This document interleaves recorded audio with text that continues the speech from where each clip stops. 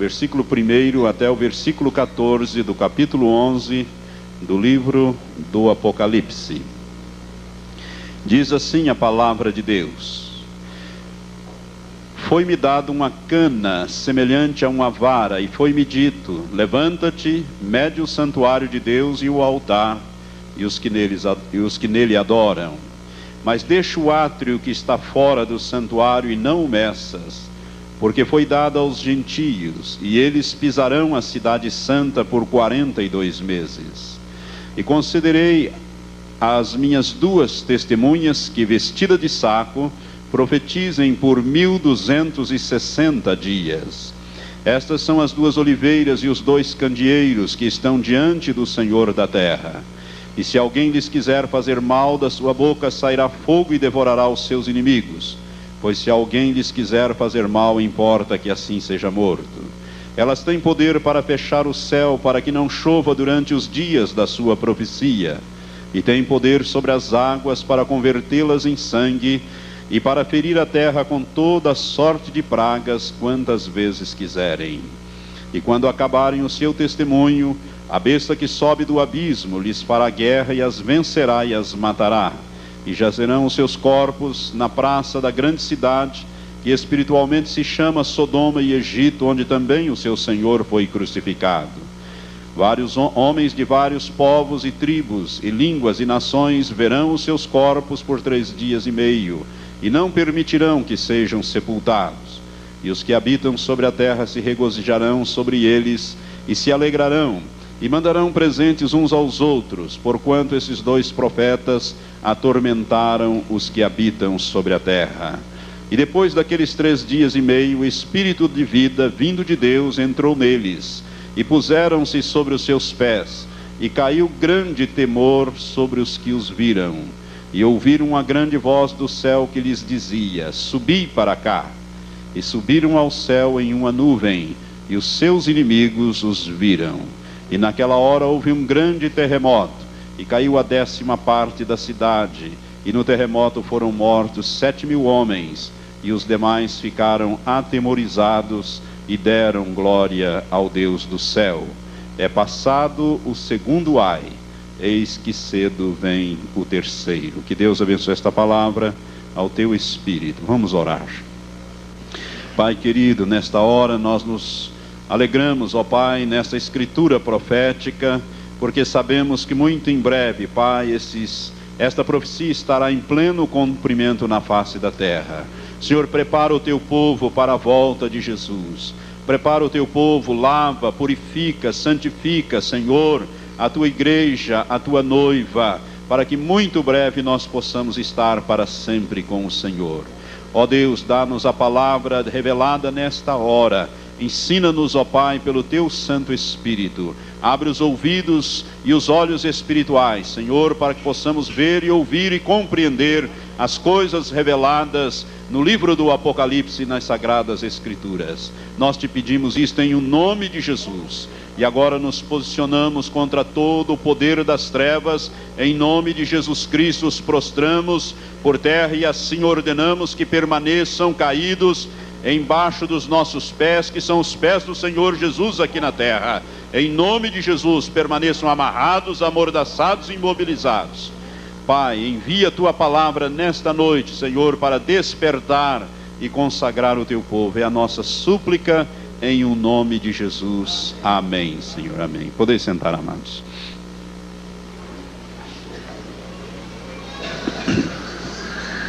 Dentro desses estudos escatológicos, dentro desses estudos que tratam da segunda vinda de nosso Senhor Jesus Cristo, nós queremos abordar hoje as duas testemunhas. Se você prestou atenção na sua Bíblia, deve ter um epígrafe que não consta dos textos originais. Essa epígrafe está ali em cima do capítulo 11, dizendo as duas testemunhas. Deixa a sua Bíblia aberta no capítulo 11 de Apocalipse. Nós vamos falar sobre estes 2 personagens, esses 2 homens especiais com uma missão especial. Agora, vamos deixando o nosso dedo marcando. Vamos ao penúltimo livro do Velho Testamento, lá perto do Evangelho de Mateus. Você vai achar o livro do profeta Zacarias. No capítulo 4, há uma profecia que fala sobre esses dois homens, essas duas testemunhas. Zacarias é o penúltimo livro do Velho Testamento, e no capítulo 4 nós vamos ler alguns versículos, começando do primeiro, que diz: Ora, o anjo que falava comigo voltou e me despertou, como um homem que é despertado do seu sono, e me perguntou: que vês? Respondi: óleo, e eis um castiçal todo de ouro, e um vaso de azeite em cima, com 7 lâmpadas, e há 7 canudos que se unem às lâmpadas que estão em cima dele. E junto a ele há 2 oliveiras, uma à direita do vaso de azeite e outra à sua esquerda. Agora o versículo 11 diz assim: falei mais e lhe perguntei: que são essas 2 oliveiras à direita e à esquerda do castiçal? Segunda vez falei-lhe perguntando: que são aqueles 2 ramos de oliveira que estão junto aos 2 tubos de ouro e que vertem de si o azeite dourado? Ele me respondeu dizendo: não sabes o que é isto? E eu disse: não, meu senhor. Então ele me disse: estes são os 2 ungidos que assistem junto ao Senhor de toda a terra. Aqui está profeticamente a posição e a missão das 2 testemunhas. São 2 ungidos, são 2 homens que têm uma unção especial do Espírito Santo para realizar uma obra especial no tempo do fim. Irmãos, este assunto é um tanto quanto controvertido e às vezes até mal compreendido e mal ensinado por aqueles que se põem a ensinar as escrituras proféticas. Por isso eu gostaria da sua atenção para esse estudo, porque ele é importante para nós que queremos compreender o momento em que nós estamos vivendo e também compreender aquele momento em que Jesus virá para arrebatar a sua igreja. Eu gostaria de fazer você lembrar que no início desses estudos nós falamos sobre as 70 semanas proféticas de Daniel no capítulo 9. E ali nós vemos que quando o anjo trouxe aquela revelação ao profeta Daniel, ele a dividiu em 3 partes. A primeira de 7 semanas de anos proféticos para a reconstrução de Jerusalém, ou seja, 49 anos. Depois um segundo período que se seguiria imediatamente aquele primeiro, de 62 semanas de anos proféticos, ou seja, 434 anos, que somados aos primeiros 49 dariam 483 anos. No final desses 483 anos, ou 69 semanas de anos proféticos, Jesus, que era o Messias de Deus, deveria ser morto, deveria ser cortado da terra dos viventes. E eu mostrei isso naqueles estudos, que isto realmente aconteceu. Jesus morreu no dia, no mês, na hora em que Deus havia determinado, cumprindo esta profecia. E o anjo diz naquela profecia que haveria um terceiro período de 1 semana de anos proféticos, que seriam 7 anos. 7 anos esse que Deus fez parar quando Jesus morreu, quando o Messias de Israel foi rejeitado. Deus fez parar a história profética de Israel, abriu um parêntese, como eu expliquei. Este parêntese é o período da graça. Deus revelou neste período da graça o mistério que esteve oculto, que é a igreja, que não é mencionada no Velho Testamento. É um mistério que esteve no coração de Deus e que só foi revelada quando os judeus rejeitaram e crucificaram a Jesus. Então abriu-se esse parênteses e ficaram para trás 7 anos, ou ficou o período de 7 anos para trás, para que então Deus voltasse a tratar com o povo de Israel. Este período de 7 anos, que Deus vai voltar a tratar com o povo de Israel, ele começa, conforme nós ensinamos também, naquele momento em que o príncipe que há de vir, mencionado lá em capítulo 9, versículo 27 de Daniel, que é o anticristo, o príncipe que há de vir, eles fizeram um tratado de paz, de proteção e de ajuda com Israel. E nós ensinamos e mostramos que este príncipe que há de vir, ele virá da Europa, ele virá de uma confederação de 10 nações, aonde estava o antigo Império Romano, que estaria sendo restaurados para esses dias finais. E nós mostramos que isso está em pleno andamento através do mercado comum europeu e da unificação da Europa. Hoje são 15 países, mas no seu estágio final serão 10. e o anticristo vai surgir ali, daquele pedaço de terra, vamos dizer assim, daquele continente europeu. Ele é um pequeno chifre, um pequeno governo, e ele vai então sobressair-se no meio daqueles 10 e vai assumir a liderança. E este homem, que nós cremos, já ministramos sobre isso, ele está na terra, ele vai fazer um tratado de paz e proteção a Israel, né? E esse tratado é para durar 7 anos. Sabemos nós, que conhecemos a escritura profética, a palavra profética, que o homem que estiver governando essa confederação de nações e fizer um tratado de paz com Israel para durar 7 anos, este homem é o anticristo. E ele fará esse tratado. Serão os 7 últimos anos do governo humano na face da terra, porque no final desses 7 anos, Jesus virá com a igreja, com os santos, virá com os anjos, se travará a batalha do Armagedom, que nós vamos falar ainda mais para frente, e estabelecerá o seu governo pessoal aqui na terra durante o milênio. Portanto, serão os últimos anos, os últimos 7 anos em que o homem terá o governo da terra. O homem terá o governo da terra. E as 2 testemunhas, irmãos, se situam dentro deste período dos 7 anos finais. Eu estou fazendo essa recapitulação para que você possa situar o ministério, o aparecimento e o ministério das 2 testemunhas dentro desses 7 anos finais. Esse texto aqui diz: e concederei, diz o versículo 3, as minhas 2 testemunhas que, vestidas de saco, profetizem por 1260 dias. 1260 dias são 3 anos e meio, são 42 meses, 3 anos e meio, 1260 dias, ou na forma hebraica de contar, um tempo, 2 tempos e metade de um tempo, que dá 3 anos e meio. Então, aonde é que nós vamos situar essas 2 testemunhas? Nos primeiros 3 anos e meio deste período de 7 anos. As 2 testemunhas vão então atuar a partir do momento em que ele fizer aquele tratado de paz com Israel, que o anticristo fizer esse tratado de paz. Imediatamente 2 homens vão começar a atuar a partir de Jerusalém, e vão atuar durante 1260 dias de uma maneira profética poderosa sobre toda a terra, a partir de Jerusalém. Os 3 primeiros anos e meio. Os 3 primeiros anos e meio. Portanto, eu vou mostrar isto mais para frente, creio que no próximo domingo ou outro, que vamos estar falando sobre o arrebatamento da igreja. A igreja, irmãos, vai estar aqui na terra durante o período em que esses 2 homens, as 2 testemunhas, estiverem atuando, os 3 primeiros anos e meio, porque a igreja será tirada na metade desse período de 7 anos, conforme é o nosso entendimento da palavra profética, que nós vamos estar mostrando, inclusive, na própria Escritura Sagrada, na própria Bíblia. Então é muito importante que nós compreendamos isso, porque nós vamos estar aqui, nós vamos estar vivenciando e vendo esses 2 homens agirem. Esses 2 homens agirem em nome de Deus, em nome de Jeová e em nome de Jesus Cristo. A palavra aqui nos diz, João recebendo esta profecia, ele diz: foi-me dado uma cana semelhante a uma vara, e foi-me dito: levanta-te, mede o santuário de Deus e o altar e os que nele adoram. É interessante essa expressão. A cana é um instrumento de medição.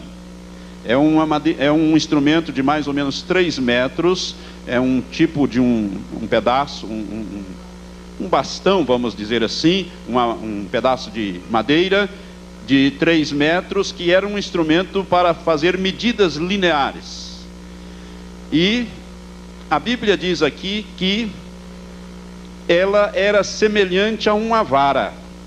Agora, a vara é um instrumento de punição. Os irmãos lembram que o Salmo 23 diz: a tua vara e o teu cajado me consolam. A vara é um instrumento de punição. A cana é um instrumento de medição. E neste caso aqui simboliza medir para punir. Então a cana aqui vai ser um instrumento de medição para juízo, para punição. E o anjo diz que deveria ser medido o templo, né, o santuário de Deus, medir o altar e os que nele adoram. É uma expressão estranha essa, porque medir um santuário e medir uma peça do santuário, que era o altar, é uma coisa normal, mas medir as pessoas é uma coisa esquisita, estranha. E esta medição então é para juízo. Por isso as pessoas serão medidas neste período em que as duas testemunhas estiverem atuando a partir de Jerusalém. E o versículo 2 diz: mas deixa o átrio que está fora do santuário, a parte externa do santuário, e não meças, porque foi dado aos gentios, isto é, aos estrangeiros, aos que não são judeus, e eles pisarão a cidade santa por 42 meses. Olha os 42 meses aqui. Pisar a cidade santa significa ter governo sobre Jerusalém. A cidade santa aqui é Jerusalém, por 42 meses. Que 42 meses serão esses? Os 3 últimos anos e meio. Os 42 meses finais. Os 3 últimos anos e meio é que os gentios terão poder e governo sobre a cidade de Jerusalém através do anticristo, como vai ficar claro daqui mais um pouco. E a Bíblia diz então que concederei, Deus diz, as minhas duas testemunhas, que vestidas de saco profetizem por 1260 dias. Esta vestimenta de saco era uma vestimenta que os profetas antigos usavam. É um tecido grosseiro de cor preta. Os profetas antigos era tecido em casa, feito em casa, nos teares, e este tecido a pessoa colocava sobre a pele. E isto representava um incômodo, uma insatisfação com o pecado, com a situação do povo, e os profetas antigos usavam esta vestimenta de saco, um tecido grosseiro, um tecido que causava incômodo, arranhava a pele. E os profetas usavam isso num simbolismo para mostrar o inconformismo de Deus com a situação de pecado.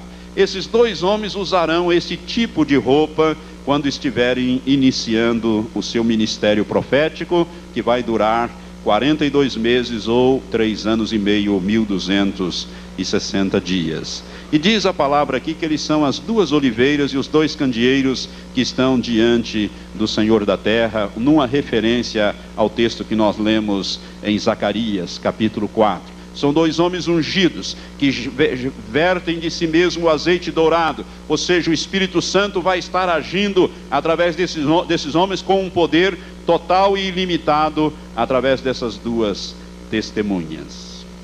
E aqui então nós começam as controvérsias. Quem seriam essas duas testemunhas? Muitos estudiosos aqui fazem as afirmações as mais estranhas possíveis. Por exemplo, os adventistas do 7º dia, que são dados ao estudo da escritura profética, eles, quando analisam isso aqui, eles dizem que as duas testemunhas aqui representam o Velho e o Novo Testamento. Mas é um absurdo este entendimento, porque isto inclusive vai contra tudo mais que a Bíblia fala a este respeito. Porque como é que seria possível matar o Velho e o Novo Testamento por 3 dias e meio, e depois eles ressuscitarem, e depois subirem aos céus? Fica muito estranho esta posição. Como eles dão uma interpretação histórica a todas as profecias, eles pegam fatos históricos, acontecimentos históricos ocorridos aqui e acolá, para justificar o seu ponto de vista. Eles se baseiam num decreto da Revolução Francesa, quando estourou a Revolução Francesa, há mais de dois séculos atrás, há mais de 200 anos atrás, a Assembleia Nacional Constituinte Francesa, ela expediu um decreto que durou 3 anos e 7 meses, e nesse decreto ficou decretado que Deus não existia, e de que a Bíblia deveria ser banida, né? E ninguém mais poderia estudar ou ler a Bíblia na França. E esse decreto vigorou 3 anos e meio. Então eles entendem que isto aí então foi o cumprimento dessa escritura. As duas testemunhas seriam então o Velho e o Novo Testamento. Mas isso não tem razão de ser. Para começo de conversa, as duas testemunhas então já teriam ocorrido há mais de 200 anos atrás. O fato só ficou circunscrito à França. Nos outros países da terra, a Bíblia continuou sendo estudada, meditada, aceita. Apenas na França, com algumas restrições, é que a palavra de Deus ficou ali, nesse período, 3 anos e 7 meses, vamos dizer assim, proibidas. Mas então nós vemos que essa interpretação não tem nenhuma razão de ser. Outros interpretam essas duas testemunhas como sendo Elias, uma delas, e Enoque. Enoque e Elias, numa ordem mais direta. Por quê? Porque tanto Enoque como Elias foram dois homens que não passaram pela morte física. Eles foram arrebatados aos céus sem provar a morte física. Enoque e Elias, irmãos, são dois símbolos do arrebatamento, ou daqueles que serão arrebatados e que não passarão pela morte física. Tanto Enoque simboliza os que serão transformados e levados para o céu, como Elias também, que não provou a morte física. Mas não são eles as duas testemunhas. Por quê? Porque a Bíblia é muito clara quando diz que ao homem está ordenado morrer apenas uma vez, vindo depois o juízo. Não vem a volta. E mesmo porque quando Enoque e Elias subiram para o céu, eles não estão lá mortais, eles foram revestidos de imortalidade, porque senão Enoque já tinha morrido lá, porque quantos séculos faz que Enoque está nos céus? E quantos séculos também já faz que Elias está nos céus? Os dois já teriam morrido lá, se eles tivessem sido levados para lá na mortalidade, sem serem revestidos de imortalidade, sem serem transformados, como serão aqueles que serão arrebatados, conforme nos diz 1 Coríntios capítulo 15, a partir do versículo 50 a 52, que seremos revestidos, né, de imortalidade, né, e aqueles corruptíveis serão revestidos de incorruptibilidade. Isto será no arrebatamento. Ora, se Enoque e Elias estivessem lá, eles já estariam imortalizados, e Deus não ia torná-los a mandar mortalizá-los para mandá-los de volta para que eles pudessem morrer como as duas testemunhas. Não tem cabimento bíblico e não tem base também esta afirmação. Portanto, essas duas testemunhas não podem ser absolutamente Enoque e Elias. Outros dizem que seria Moisés e Arão, que foram dois homens que Deus usou para tirar o povo do Egito. Mas a Bíblia nos diz que todos os dois morreram. Tanto Arão como Moisés morreram e foram sepultados. Não creio que serão eles. Aliás, irmãos, eu quero fazer uma afirmação muito séria aqui. Serão dois homens que nasceram, né, na era, eu creio que nasceram na nossa era, nos nossos dias, porque eu creio que esses homens estão vivos. E se eu estou certo, então, são homens que nasceram normalmente aqui com uma missão especial. Eles terão, isto sim, um ministério semelhante ao ministério que Moisés teve e que Elias teve. Mas não serão nem Moisés e nem Elias ressuscitados ou reencarnados como querem os espíritas. Porque muitos dos espíritas querem usar esse texto para justificar a reencarnação, de que Elias teria que reencarnar e voltar. Eu quero dizer que serão dois homens que terão o ministério destes dois grandes homens de Deus que foram no passado, Moisés e Elias. E por que nós fazemos esta afirmação? Porque se nós examinarmos aqui os textos, a Bíblia diz no versículo 5, que se alguém lhes quiser fazer mal, das suas bocas sairá fogo e devorará os seus inimigos. Pois se alguém lhes quiser fazer mal, importa que assim seja morto. Nós sabemos que a pessoa que mandou descer fogo do céu sobre os seus inimigos para matá-los, para consumi-los, foi o profeta Elias. Depois em casa você vai poder ler no segundo livro dos Reis, no capítulo 1, a partir do versículo 9, nós vamos aquele capitão de 50 soldados, aquele comandante de 50 soldados, com seus 50 soldados, o rei Acasias, se não me engano, manda que eles trouxessem Elias à sua presença, e Elias estava lá no Monte Carmelo, e eles vieram e disseram: o rei manda, Elias, desce depressa, vem estar com o rei. E Elias disse: eu sou homem de Deus. Eles chamaram Elias de homem de Deus, e Elias disse: eu sou homem de Deus, desça fogo do céu e consuma a ti os teus 50. e a Bíblia diz que desceu fogo do céu e consumiram aqueles 51 homens, fulminaram aqueles 51 homens. Depois foi mandado outro grupo de 50 com seu comandante, e o mesmo fato se repetiu, e lá foram mais 51 mortos pela palavra de Elias. Portanto, Elias aqui era aquele homem que mandava descer fogo do céu sobre os seus inimigos.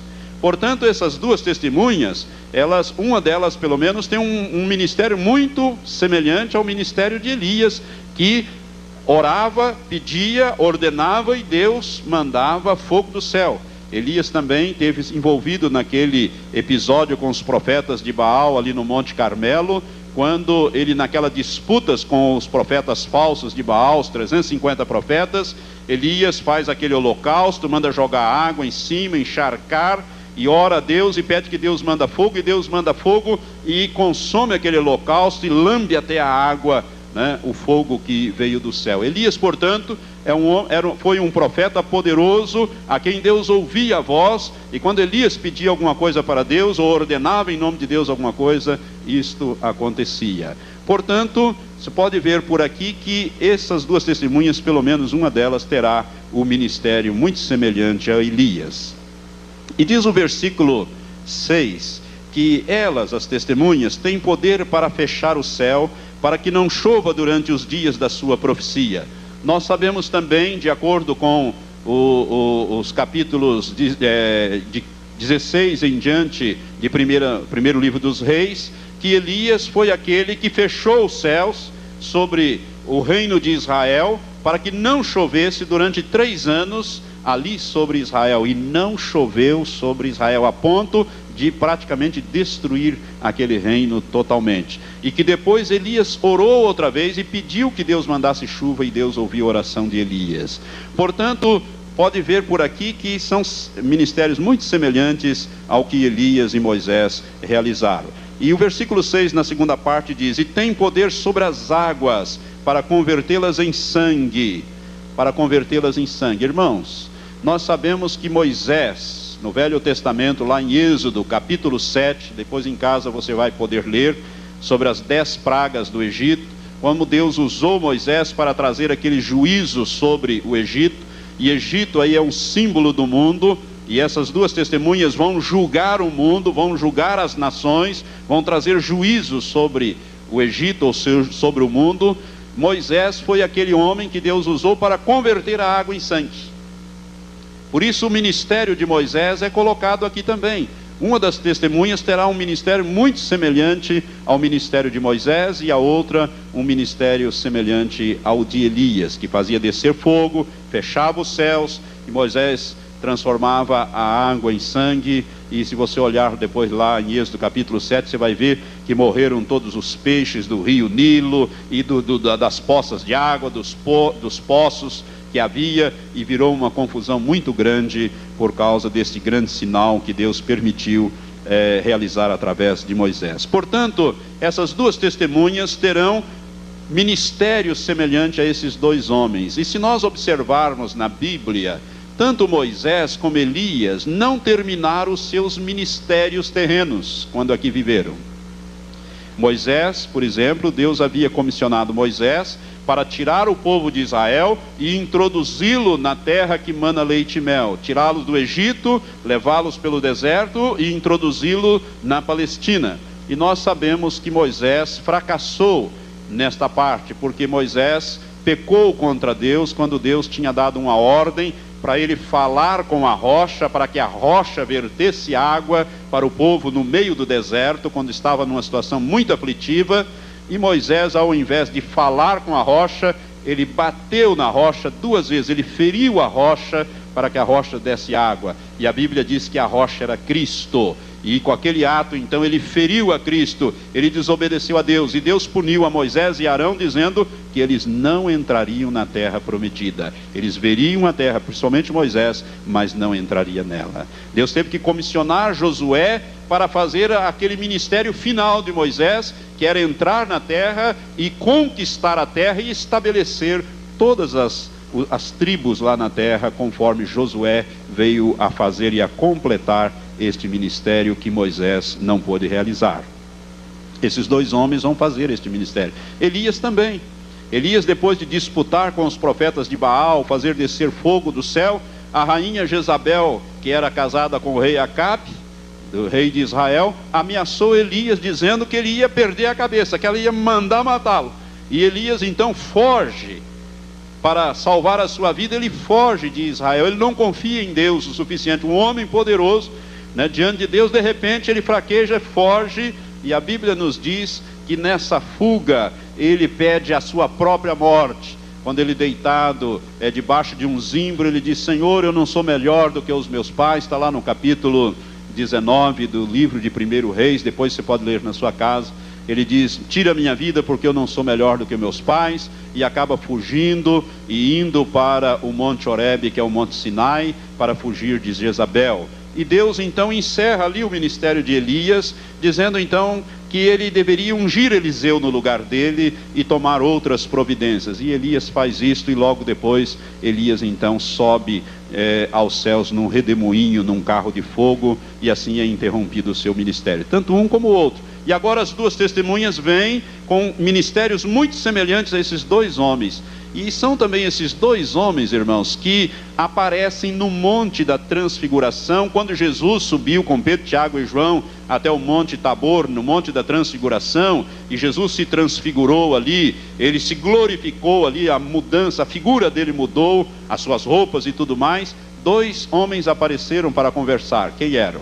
Moisés e Elias. O Moisés da Bíblia, o Elias da Bíblia, que estão nos céus, apareceram ali também de forma glorificada e conversaram com Jesus a respeito das coisas que estavam para acontecer, ou seja, da crucificação muito breve que iria ocorrer na vida de Jesus. São os dois homens que estão muito ligados ao ministério de Jesus, e por isso essas duas testemunhas têm um ministério muito parecido com estes dois homens. Irmãos, essas duas testemunhas serão como duas pedras no sapato do anticristo. Quando o anticristo fizer esse tratado de paz com Israel, ele já estará governando a Europa, essa confederação de nações. Ele estará assumindo já o controle, como que, vamos assim, na tentativa de controlar toda a terra. Esses dois homens começam a atuar a partir de Jerusalém, e eles serão como duas pedras de tropeço, dois atrapalhos na vida do falso profeta, né, e do anticristo, enfim, da primeira e da segunda besta. E porque durante os dias do ministério dessas duas testemunhas, eles vão operar os juízos de Deus sobre a terra. Esses dois homens, irmãos, poderão fechar os céus em qualquer parte. Vamos supor que eles resolvam fechar o céu sobre o Brasil para que não chova no Brasil. Não choverá uma gota no Brasil durante o tempo que eles determinarem. É uma coisa tremenda. Se eles resolverem fechar o céu sobre o estado de São Paulo, não chove sobre o estado de São Paulo, não choverá sobre o estado de São Paulo. Se eles resolverem fazer isso em qualquer ponto da terra, ou em qualquer parte da terra, o que eles determinarem, Deus cumprirá, Deus fará.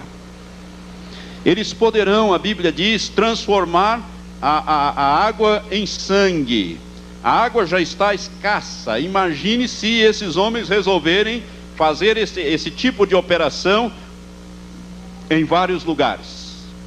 A água vai ficar extremamente cara e preciosa na face da terra. Se eles resolverem, por exemplo, né, resolverem lá no Mar da Galileia transformar aquele grande lago que é a base da água de Israel em sangue, morre todos os peixes e acaba com tudo e vira aquela confusão, né? Eles poderão fazer isto em qualquer ponto da terra. Olha bem para o versículo 6. Abra aí a sua Bíblia e olha. Eles têm poder para fechar o céu para que não chova durante os dias da sua profecia, ou seja, os 3 anos e meio. E tem poder sobre as águas para convertê-las em sangue, e para ferir a terra com toda sorte de pragas, quantas vezes quiserem. Irmãos, esses dois homens são dois homens poderosíssimos, e eles estarão ferindo a terra com toda sorte de praga, quantas vezes eles quiserem, aonde eles quiserem, com qualquer tipo de praga. Por isso, a humanidade vai se levantar contra esses dois homens.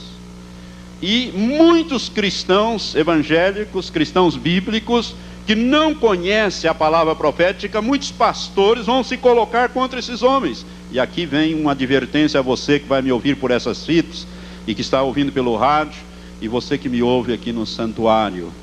Preste atenção.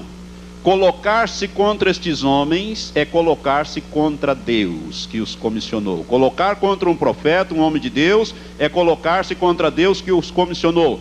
E eles vão exercer juízo sobre a terra, pragas quantas vezes eles quiserem. É aqui, irmãos, que vai se aplicar muito literalmente o Salmo 91. O que diz o Salmo 91? Nenhuma praga chegará à tua tenda, mas cuidado, a tua tenda é a tua casa. 1000 cairão ao teu lado, 10.000 à tua direita, e tu não serás atingido. Somente com os teus olhos olharás e verás a recompensa dos ímpios. Sabe que tem muito cristão evangélico que vai dizer: isso não é obra de Deus, estes homens não são de Deus, Deus é amor, Deus é bondade. Mas esquecem-se do outro lado da moeda. Deus é também juízo. Deus é também juízo. E Deus já pré-ordenou estes juízos. É por isso que está revelado na Escritura, para que nós não caiamos nesse laço, neste engano. A Bíblia diz: o meu povo está sendo destruído porque lhe falta o conhecimento. Nós precisamos conhecer a palavra profética, senão você vai se colocar contra esses homens. Porque multidões vão se levantar contra eles e blasfemar contra eles e se posicionar contra esses dois homens. E nós que conhecemos a palavra, nós não devemos fazer isso. Ao contrário, nós devemos olhar e dizer: olha, a nossa redenção está muito próxima, porque esses dois homens estão executando os juízos de Deus sobre a terra. Irmãos, eu tenho ministrado aqui dia após dia sobre este assunto, e eu mostrei como a iniquidade está aumentando, como a violência, como as coisas, e eu disse que Deus trará juízo sobre a terra, e estes homens vão começar os juízos de Deus sobre a face da terra, de uma maneira firme e poderosa sobre a face da terra. Eles vão ferir a terra com toda sorte de praga, quantas vezes eles quiserem durante os dias dos seus testemunhos. Não se coloque contra estes homens. Ao contrário, quando você vir que dois homens esquisitos vestidos de saco, e a televisão vai mostrar isso, esses dois homens vão... Irmãos, o que vai morrer de gente nesta ocasião, eu quero chamar a sua atenção para isso, porque eles começam em Jerusalém e vão atingir os países árabes todos ali, e vão atingir toda a terra com a sua pregação. Qual é a pregação? Eles vão pregar que Jesus Cristo é o Filho de Deus, e o judeu não aceita isso, e os árabes também não, os muçulmanos também não. Eles vão pregar que Jesus morreu, foi crucificado, que Jesus é o Filho de Deus, e que Jesus está na iminência de retornar para governar a terra com vara de ferro. A mensagem que eles vão pregar é a mensagem que nós estamos pregando hoje. É a mensagem profética dos dias finais, de arrependimento, de confissão, porque os dias estão terminando. Quando Jesus veio da Galileia, depois que João foi morto, João Batista foi degolado, ele veio dizendo: arrependei-vos, porque é chegado a vós o reino de Deus. E eles vão pregar esta mensagem. Agora imagine os árabes como vão se levantar contra eles, né? Os muçulmanos, porque eles vão para os países árabes pregar. Esses duas testemunhas começam em Jerusalém, mas vão. Se você quer esse texto, eu vou lhe dar agora, né? Abra comigo em Jeremias capítulo 25, eu quero dizer que esse é um texto profético. Eu tenho esse discernimento da parte do Senhor, que esse texto profético aqui, que foi entregue a Jeremias, se refere ao ministério das duas testemunhas. Deixa sua mão marcando lá o Apocalipse, mas vamos em Jeremias capítulo 25, a partir do versículo 15, nós lemos assim: furor e faze que dele bebam todas as nações às quais eu te enviar. Beberão e cambalearão e enlouquecerão por causa da espada que eu enviarei entre eles. Então tomei o cálice da mão do Senhor e fiz que bebessem todas as nações, às quais o Senhor me enviou. Agora vem a relação das nações. A Jerusalém, portanto começa lá em Jerusalém. e as cidades de Judá, e aos seus reis e aos seus príncipes, para fazer dele o seu servo e aos seus príncipes e a todo o seu povo. Portanto, essas duas testemunhas vão ao Egito, e lá vão encontrar resistência.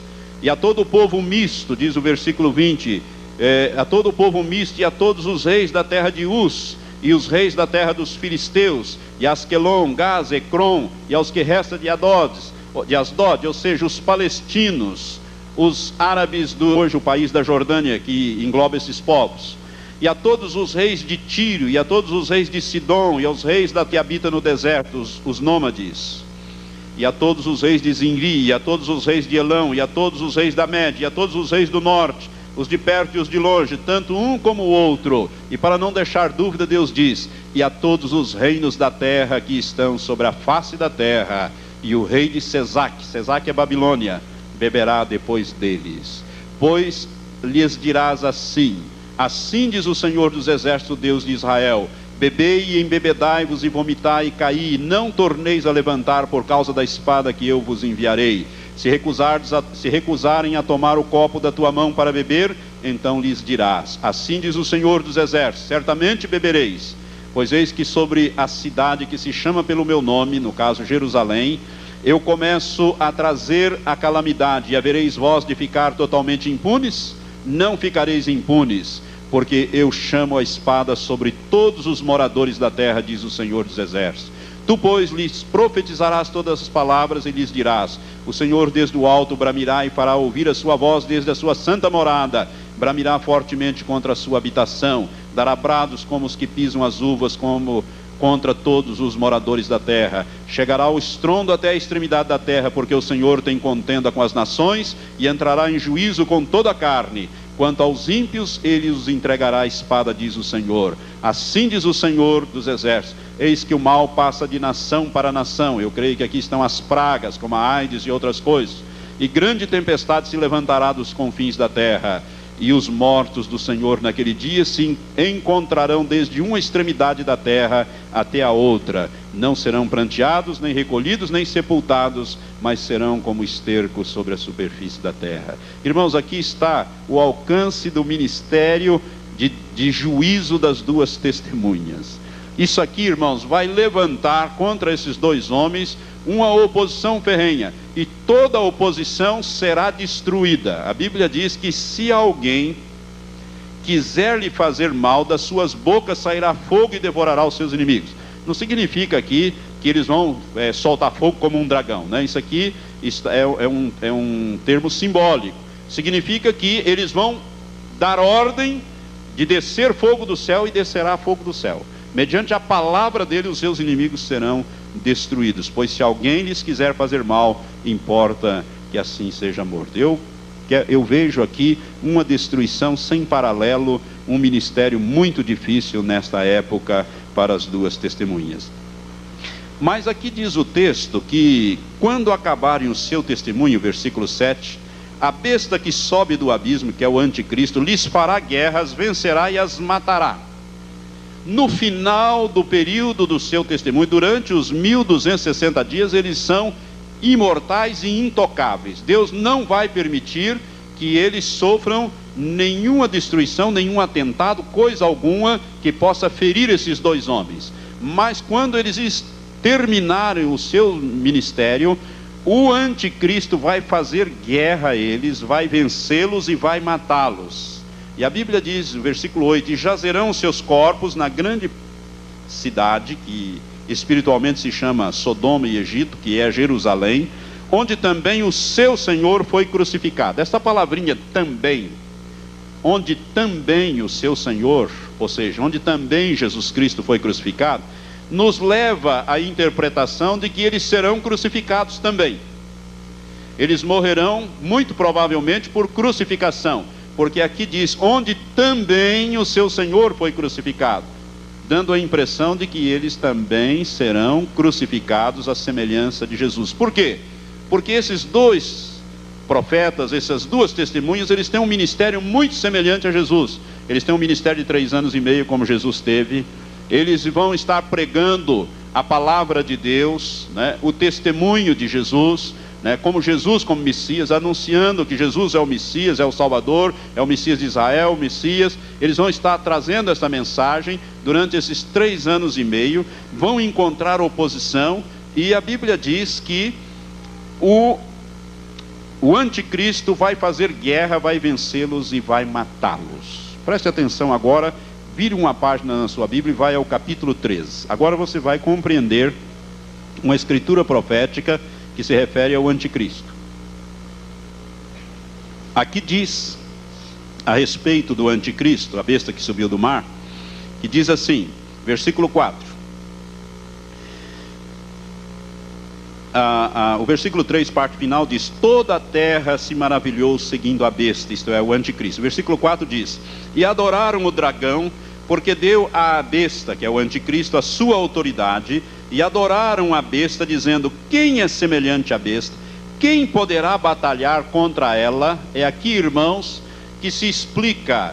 A besta aqui vai destruir as 2 testemunhas, vai matar as 2 testemunhas.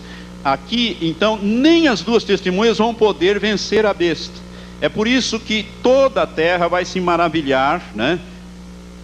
Seguindo a besta, dizendo: quem poderá batalhar contra ela? Aqueles 2 homens que profetizavam em nome de Jeová, em nome de Jesus Cristo, que operaram aqueles sinais tremendos de descer fogo do céu, transformar água em sangue, de ferir a terra com toda sorte de pragas. Aqueles homens que operavam em nome de Deus Jeová foram vencidos, derrotados e mortos pelo anticristo. É nesta ocasião que o anticristo vai entrar no templo em Jerusalém e vai profanar o templo e vai exigir adoração. Ele vai entrar no templo e vai dizer: eu é que sou Deus. Porque esses 2 que falavam em nome de Jeová, eu acabei com eles. Eles não têm o poder que eu tenho. Eu sou maior do que eles, porque eu destruí, eu os matei, eu os venci, eu acabei com eles. Eu é que sou Deus. É nesta ocasião que eles vão dizer, né, a população do mundo vai dizer: mas quem que poderá batalhar contra a besta? No caso aí, contra o anticristo. Ninguém. Esses 2 que eram o maior poder que existia, que operavam coisas espantosas, o anticristo acabou com eles. É por isso que se cumprirá aqui 2 Tessalonicenses capítulo 2, que por revelação o apóstolo Paulo, né, escrevendo esta carta aos Tessalonicenses, ele diz: e ninguém de modo algum vos engane, diz o versículo 3 do capítulo 2 de 2 Tessalonicenses, porque isto não sucederá sem que venha primeiro a apostasia e seja revelado o homem do pecado, o filho da perdição, aquele que se opõe e se levanta contra tudo o que se chama Deus ou é objeto de adoração, de sorte que se assenta no santuário de Deus, apresentando-se como Deus. É nesta ocasião, irmãos, que o anticristo vai começar a grande tribulação. É nessa metade dessa semana, quando as 2 testemunhas forem derrotadas, termina o ministério delas, e aí vai começar a grande tribulação, porque o anticristo vai entrar no templo e vai exigir: eu vou ser adorado como Deus, eu é que sou o verdadeiro Deus, eu que sou o Deus Todo-Poderoso. Esses 2 aí que operavam em nome de Jeová, que se dizia Todo-Poderoso, e em nome de Jesus Cristo, eu acabei com eles, matei e destruí, e acabei com eles, estão mortos aí, eu os crucifiquei. É nesta ocasião então que vai começar a grande tribulação.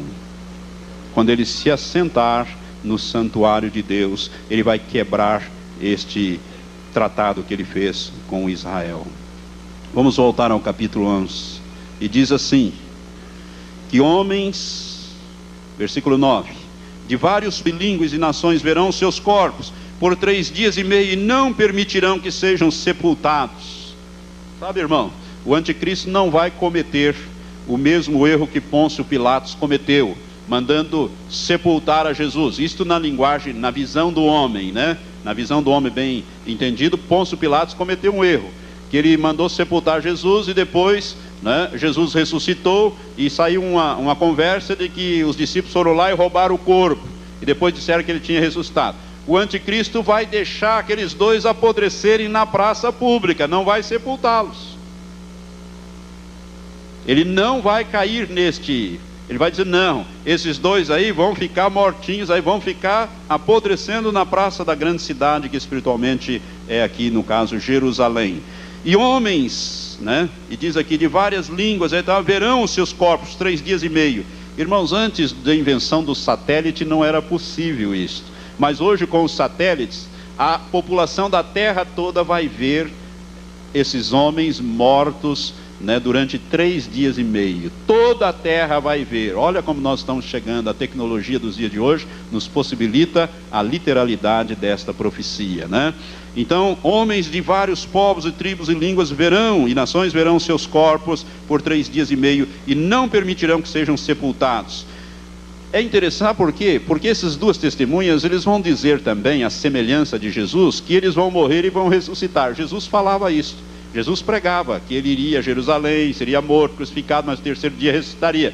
Esses dois também, eles vão falar isso. Então eles não vão permitir que eles sejam sepultados.